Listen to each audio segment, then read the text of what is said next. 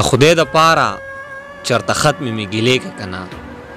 د خدای د پاره چرته ختم می ګیلې کا کنه چرته ملمه می د خپل حسن د حجرې کا کنه